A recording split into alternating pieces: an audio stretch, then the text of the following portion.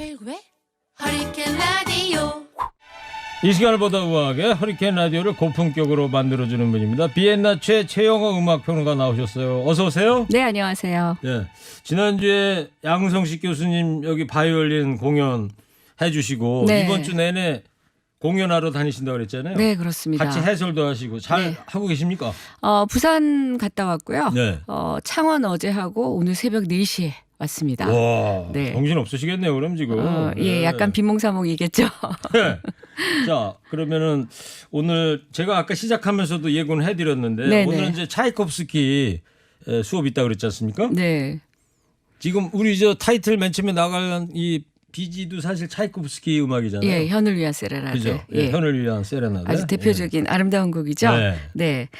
미리 예고를 하셔서 간단히 소개를 해드리면 지금 러시아에서 제16회 차이콥스키 국제 콩쿠르가 열리고 있습니다. 지금 현재요. 네네. 세계 3대 콩쿨 중에 하나죠.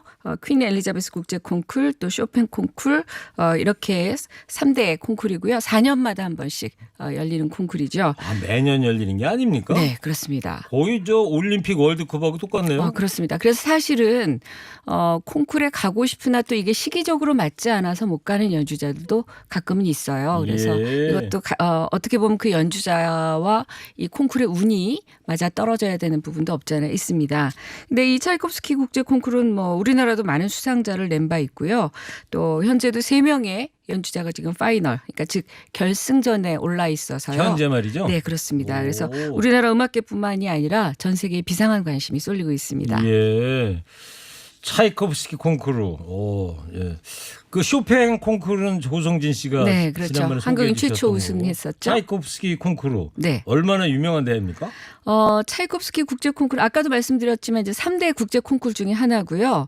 구소련 시대에 이 냉전 시대 공산주의의 어떤 그 소련이긴 하지만 이 자국의 문화 예술에 대한 자존심을 걸고 네. 시작했었던 이 콩쿨 일종의 자존심이라고 할 수 있겠죠. 그래서 1958년부터 열리기 시작했던 것이 58년부터요. 네네. 꽤 역사가 있군요. 네, 그래도. 일구행님께서 태어나시기 전이야니까 싶습니다.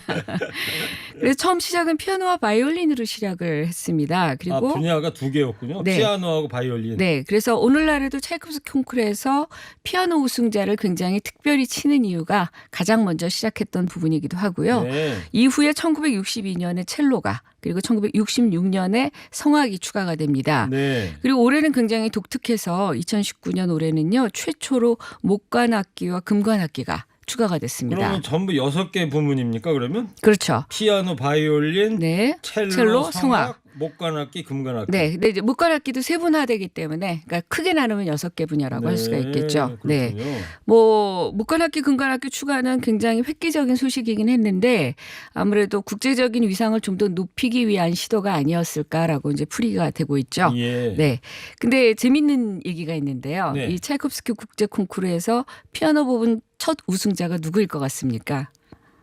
뭐 유명한 유명한. 연주자였겠죠. 네, 그리고 소련의 피아니스트일 것 같다는 생각도 사실은 들잖아요. 첫 대회였으니까. 첫 대회였으니까. 당연히 그렇지 않겠어요? 네. 그런데 아이러니하게도 미국의 피아니스트 만 클라이번이라고 하는 피아니스트가 우승을 하게 됩니다. 그래요? 양국이 다 충격을 받았던 사건이었어요. 이야, 58년 그때는 동서 양진영 간의 그 이념 대결이 네. 한참 냉전 사이가 정말 안 시대였을 텐데. 좋았었던 시절이었었죠. 그러면 소련이 자기네 나라에서 차이콥스키 콩쿠르 대회 주최해놓고서는 네, 첫 번째 우승자가 우승자를 네. 미국한테 빼앗긴 거네요. 그렇죠. 오. 그래서 이 반 클라이버는 미국의 영웅이 됐습니다. 미국이 배출한 최초의 천재 피아니스트로 꼽혔고요. 이후에도 이 반 클라이번을 기리기 위해서 반 클라이번 국제 콩쿠르이 생기게 될 정도로 미국인이 사랑하는 영웅이 됐습니다. 피아니스트. 그렇습니다. 그래서 우리나라의 피아니스트 선우예권이 이 반 클라이번 국제 콩쿠르에서 우승을 해서 화제가 되기도 했고 미국인들에게 또 특별한 존재로 각인되게 반 되기도 했죠. 클라이번이라는 분이 네. 미국의 아주 세계적인 피아니스트. 그렇습니다. 네. 그 소련 체제에서 미국인이 우승을 차지했다. 뭔가 좀 흥미로운데 우리나라 연주자들은 어때요? 여기서는 어떤 성적을 냈습니까? 굉장히 많은 입상자들이 나왔었거든요. 1974년에 최초로 지휘자 정명훈 씨가 피아노 부분에서 2위를 했죠. 아, 정명훈 씨가 네, 1974년에. 네, 지금은 지휘자로 활동하지만 이때는 피아니스트로서 참가를 했었거든요. 예. 그래서 이 당시는 정말 대단했습니다. 한국인이 그것도 구소련 시대에 차이콥스키 콩쿠르에서 우승을 했다는 2등을 했다는 사실은 그래서 정명훈 씨가 지금은 그렇게 하지 않지만 귀국하던 그 당시에요. 그 공항에서부터 서울시청까지 카 퍼레이드를 했습니다. 네, 연주자가 차 위에 그때 올라가서 공항이 이제 여기 김포공항이었죠. 국제공항. 네, 그리고 연도의 시민들이 서울시청까지요? 네, 연도의 시민들이 늘어서서 환영하고 1974년에요? 그렇죠. 이때 저 홍수환 선수가 남아프리카 공항에서 챔피언 벨트 미들급 땄던 때였는데 74년이요? 그렇습니까? 그래서 어쨌든 그런 스포츠 스타 못지않은 환영을 받기도 했었죠. 저는 그런 기억은 없는데 네. 또 비엔나 최 선생님께서는 음악 하시는 분이라 또 그런 기억을 갖고 계시고 뭐 서로 입장이 틀리니까 일구행디는 대신에 홍수환 씨를 기억하시는 거고 그렇죠. 저는 음악 쪽 관심이 있으니까 또 정명훈 씨를 기억하시는 거고 그래요. 하겠죠. 근데 네. 대부분의 사람들은 다 기억을 하십니다. 네. 74년이면 비엔나 채는 몇 학년 때예요? 잘 모르겠습니다. 저는 중2 때인가 그런 것 같은데. 잘 모르겠습니다. 태어났던가 싶기도 초등학생이요? 하고. 하여튼 대단했군요. 네. 그때. 그때 그러면은 근데 어떻게 우리나라 뿐인데 그 소련에 여권도 안 나왔 비자가 당시 안 이제 나왔을 텐데요? 미국 국적으로 참가를 했었어요. 정명훈 씨가 일찍 이민을 갔던 세대이기 때문에 미국 국적으로 참가를 했었고요. 사실은 근데 그 이전에도 정명훈 씨의 누나이기도 했었던 첼리스트 정명화 씨도 참가하려고 했었거든요. 예. 근데 냉전 시대였기 때문에 참가를 못했었습니다. 누나는 못 갔고 네, 그렇습니다. 정명훈 씨도 그래서 미국 국적으로 겨우 참여할 수 있었던 미국 거죠. 시민권으로 네, 그렇죠. 모스크바를 네. 갔었군요. 네. 한 닉네임이 차 안에서 코푼스키 라는 청취자께서 차이코프스키 한다니까 바로 지금 즉석에서 아이디 만드신 안에서 것 같아요. 코프스키? 차 안에서 코푼스키님께서 네. 방송 내용이 참 좋습니다. 아니 차이콥스키를 얼마나 좋아하시면 예명을 아이디를 이렇게 지으셨을까요? 그러네요. 정말. 감사합니다. 일구행디께서 딱 좋아하실 스타일에.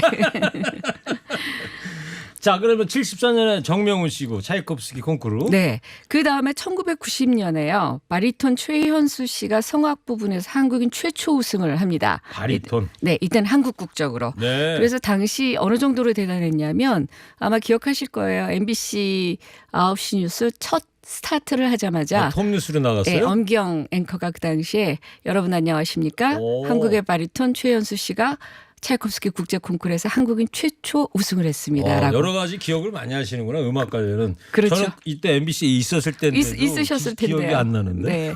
그러셨군요. 뭐 취재하고 계셨던 모양이죠. 또요. 그리고 1994년에 피아니스트 백혜선 씨가 3위에 올랐었죠. 백혜선 씨. 네. 그리고 뭐 그 사이에도 뭐 4위, 5위 굉장히 많이 도전하고 입상을 했었는데 가장 큰 쾌거가 2011년이었습니다. 뭐였습니까? 2011년. 이때 성악 부분에서 베이스 박종민, 소프라노 서선영 씨가 각각 남녀 성악 부분에서 1위를 했었고요. 또 피아노 부분에서는 손여름 씨가 2위. 손여름 씨, 그 유명한 손여름 그렇죠. 씨. 네. 그다음에 조성진 씨가 이때 3위를 했었어요.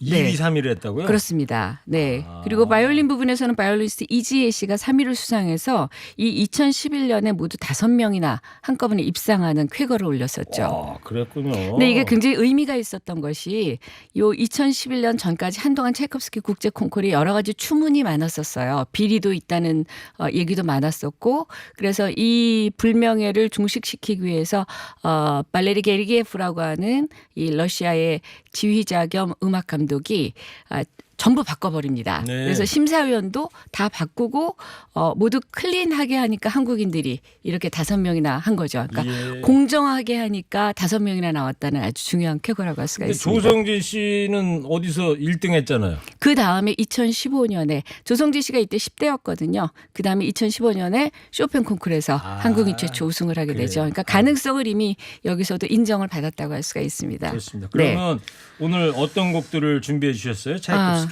그 전에 오늘 결선에 올라 있는 연주자들 이름만 좀 호명해도 될까요? 네네네. 네. 지금 바이올린에 김동현 씨가 올라 있고요.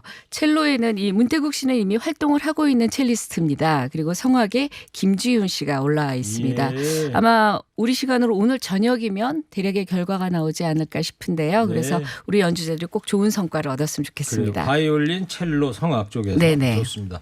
자, 오늘 곡 소개 좀 해주세요. 그래서 준비하시고. 아까도 말씀드렸지만 차이콥스키 국제 콩쿠르에서는 피아노 부분을 굉장히 중요하게 여깁니다. 그래서 결선곡 중에서 이 피아노 곡을 준비를 해봤습니다. 네. 우리나라에 왜 아까 조성진 씨 얘기했지만 쇼팽 콩쿠르에서는 쇼팽의 피아노 협주곡을 연주했잖아요. 네네. 마찬가지로 차이콥스키 콩쿠르에서도 결선에서는 차이콥스키 음악을 연주해야 됩니다. 아, 무조건요? 그렇죠. 네. 차이콥스키 콩쿠르니까 차이콥스키 곡을 연주하는 게 맞지 않을까요? 네, 그렇군요. 그래서 그 차이콥스키의 피아노 협주곡 1번을 준비를 해봤습니다. 예, 차이콥스키의 피아노 협주곡 1번. 네. 자, 오늘 그럼 어떤 누구의 연주를 들어보나요? 네, 손여름 씨의 연주를 들어보려고 하는데 네. 잠깐 설명을 해도 될까요? 예. 네, 19행디가 지금 굉장히 흥분을 하신 것 같습니다. 우리 연주자들이 순위에 올라 있다고 하니까 지금 막 응원하실 마음으로 이 차이콥스키 피아노 협주곡은 차이콥스키가 남긴 걸작 중에 가장 아름다운 곡으로 꼽히는 작품입니다. 모두 3곡을 남겼었는데 그중에서 가장 사랑을 받는 작품이고 1874년에 작곡해서 그다음에 10월 미국 보스턴에서 초연을 한 작품이에요. 네. 이 아마 피아노라고 하는 악기가 존재하는 한은 지금 나오는 부분인데요. 아주 웅장하게 시작되는 곡이죠. 아니, 익숙한 곡이네요. 그렇습니다. 그래서 영원 불멸의 걸작으로 꼽힐 작품인데 지금 연주는 이 차이콥스키 콩쿠르 피아노 부분에서 2011년 2위 했었던 손여름 씨의 결승 장면으로 지금 듣고 계십니다. 손여름 씨가 연주하는 거예요? 네네, 그러니까? 그렇습니다.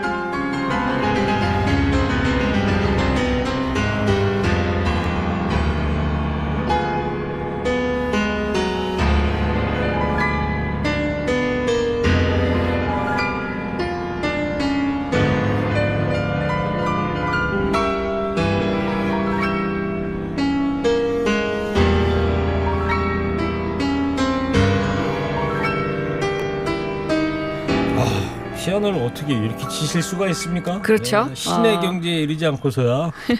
제가 요즘 뭐 피아노 조금 건반 좀 만져보니까 어우 대단한데요. 아, 그렇군요. 거기서 이거 피아노 막 얘기. 시베리아 벌판을 그냥 광야를 막 말 네. 타고 달리는 듯한. 응? 그렇습니다. 근데 이렇게 그런 아름다운 느낌이. 곡이 예. 자칫하면 사장될 뻔했었던 일이 있었습니다. 왜요?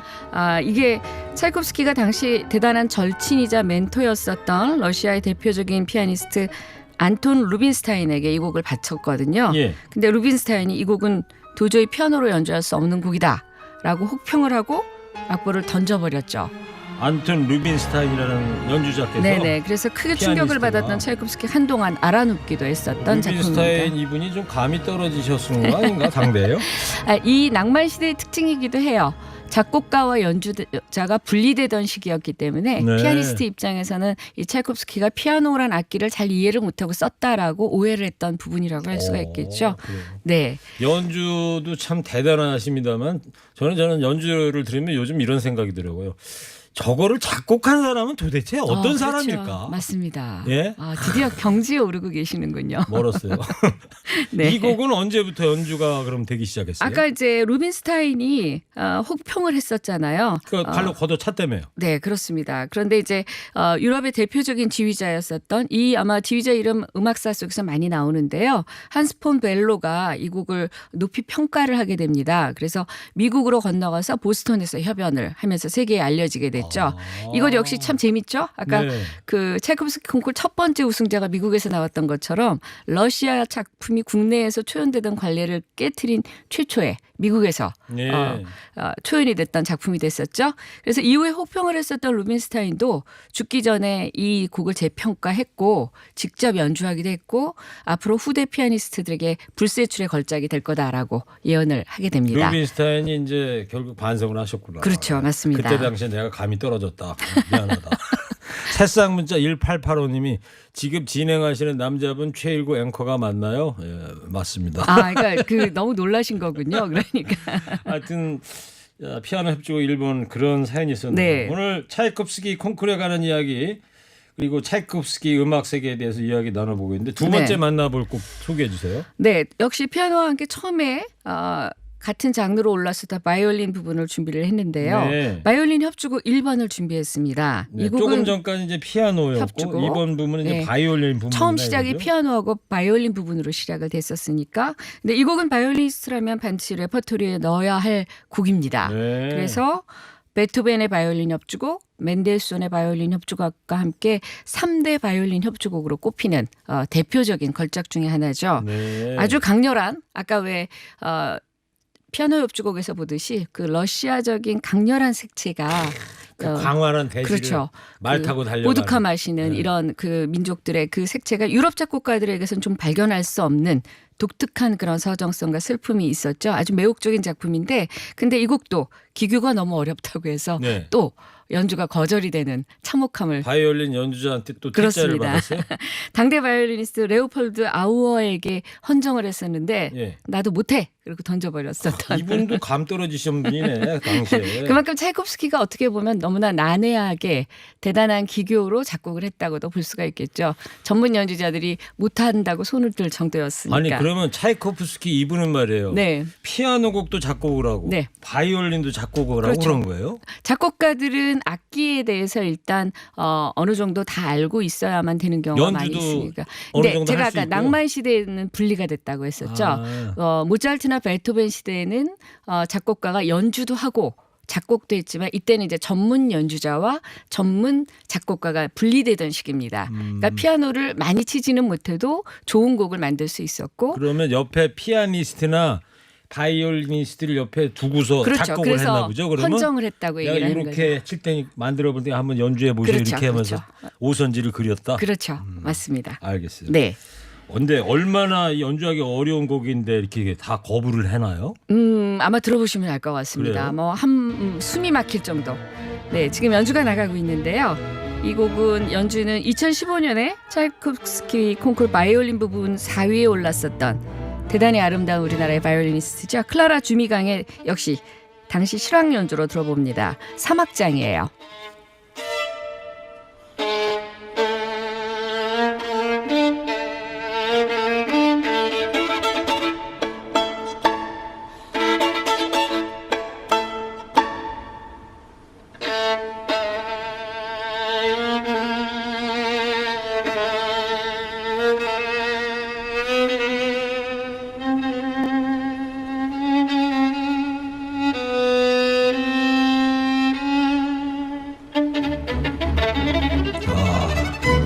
지난주에 양성식 교수 바이올린 연주도 여기 스튜디오에서 들어봤습니다만 야 이거 흉내도 못 낼 것 같아요. 저는 바이올린 잡아본 적도 없습니다. 네네. 듣는 것만으로도 그런 생각이 들죠. 네. 이 광고에도 좀 굉장히 많이 나왔었습니다. CF에도 좀 배경음악으로 네, 최근에 한 광고회사가 이 곡을 음악으로 써서요 크게 화제를 모았었죠.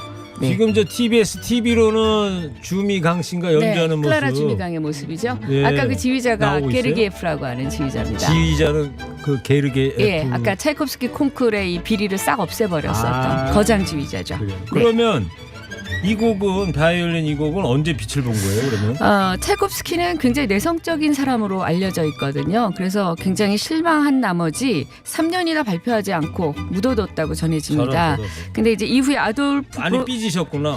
네. 네, 그렇습니다. 아돌프 브로드스키라고 하는 러시아의 바이올리니스트가 이 곡에 매료돼서요. 발표를 적극 권하게 되면서 발표할 용기를 얻게 됐고요. 예. 그래서 1881년에 초연을 했는데 또다시 싸구려 보드카 냄새가 나는 곡이다라고 세간에서 혹평을 하긴 했지만 결국은 브로드스키의 노력으로 유럽 각지에서 인기를 얻는 데 성공을 합니다. 네. 그리고 첫 헌정자였으나 거절했던 아우어도 이 곡의 가치를 인정하고 직접 연주해서 대성공을 거두는데요. 차이콥스키는 헌정자를 아우어에서 브로드스키로 바꿈으로써 소심한 복수까지 네. 완성을 하게 되죠.